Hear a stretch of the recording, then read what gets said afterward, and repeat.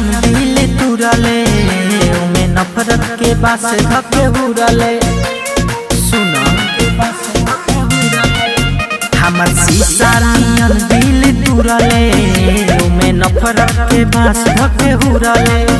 जाके दोसरा के साथ हमसे कइले बड़े घाट अब वो करे संगे ते उड़र जो भाग भोसड़ी जाके मर जो नहर में भाग भोसड़ी जाके मर जो भाग भोसड़ी जाके मर जो नहर में भाग भोसड़ी जाके मर जो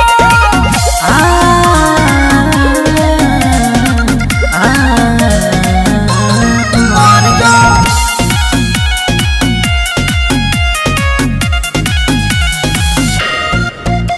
तोरा बिना जिलेम फटल दिलवा सीलेम ए दुनिया में माले के कमी न बा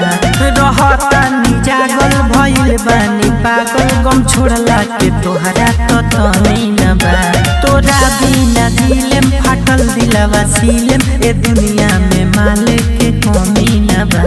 रहता नी जागल भइल बानी पागल गम छोड़ला के तोहरा तो तनी न बा तनी न बा हमारो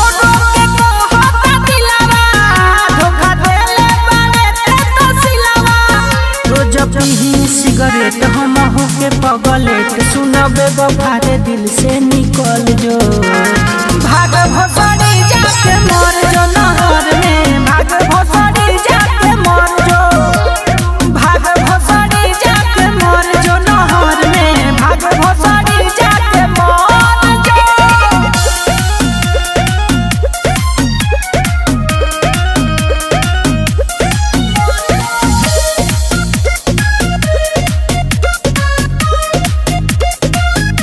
सारा गम भुला दम आजी के देखा दम चाहे दिल सीना से निकाले पड़ी खाइल तोर कसम रे रहे उ भरम रे करब नाही माफ तोरा पाप पड़ी